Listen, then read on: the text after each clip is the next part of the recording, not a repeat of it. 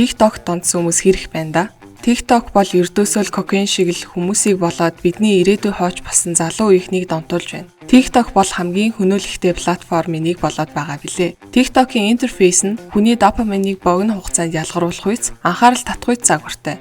Зүгээр л хүний бүжиглэж байгаа бичлэг үзээд л өдрийнхөө хамаг цагийг аваад хайчихна. MTV, Hollywood, Warner Bros гэх мэт томоохон компани газрууд маркетингийнхаа ажлыг хийх гэж зовдөг байсан бол TikTok гэгч буянтай сайхан платформ гарч ирснээр тэдний толгойч гашилгаа болов. Гэхдээ TikTok эцэст нь хүн амын 3/2-ыг сэтгэц мэдрэлийн өвчин рүү түлхсээр л байна. Хэдэн сая хүмүүс ялангуяа хүүхдүүд шинэ бүжиг сурах, амаа хөдөлгөж дуулах, нэгээ шоглох гэх мэт богино хэмжээний бичлэгэнд ихээхэн донтож байна. TikTok бол үнэхээр төгс платформ. Гэхдээ нийгэм төгс байж чадах болов уу?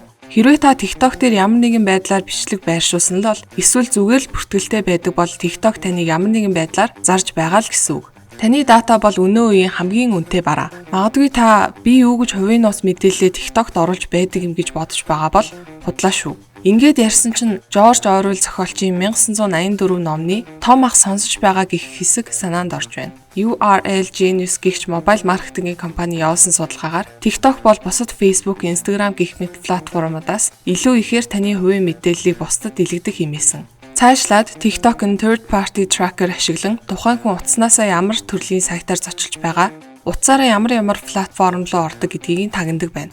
URL Genius компани хэлж буйгаар хэрэглэгчид тэдний ямар дата бусдад хуваалцж байгаа болон хэрхэн тэрхүү дата хэрэглэгдэж байгааг мэдэх боломжгүй хэмээсэн.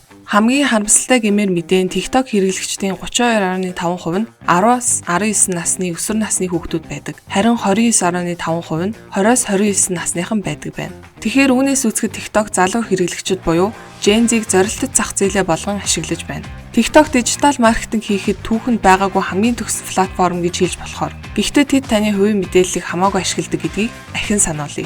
Цаашлаа TikTok-ын сэтгэл зүйн өвчлөлүүдийн их усүр. Ерөнхийдөө TikTok нь дижитал кокаинтай л адилхан гэсэн үг.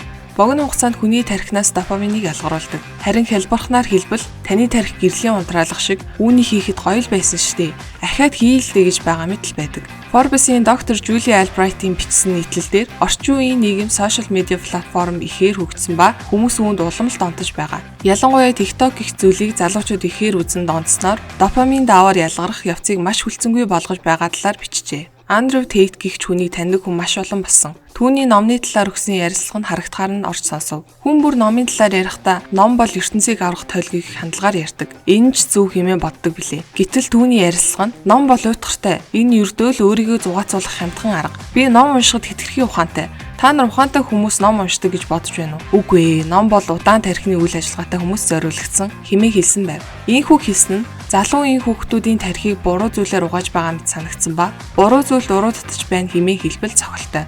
YouTube TikTok-оос болоод уналтанд орсон уу гэвэл тийм ээ. Хүмүүс улмал залхуу болон богино хэмжээний бичлэг үзэх нь ихсэж байгаа тул YouTube-ийн үзэгчид цөмөөрөө л TikTok руу хошуурч байгаа билээ. Хэрв эртний гэрэгт өөрийгөө танин мэдгээс мэдлэг ихэлдэг хэмээн үздэг байсан бол TikTok бол үүний эсрэг цөмийн зэвсэг мэт нөлөөтэй зүйл болох нь гарцаагүй юм. Энэхүү платформ нь та бүгдийг нэг хэвэн цутгасан мэт адилхан байлгахаар бүтээгдсэн үү гэлтэй айхтар нөлөөлж байна. Яг л Халлоуины баярын хувцас мэт.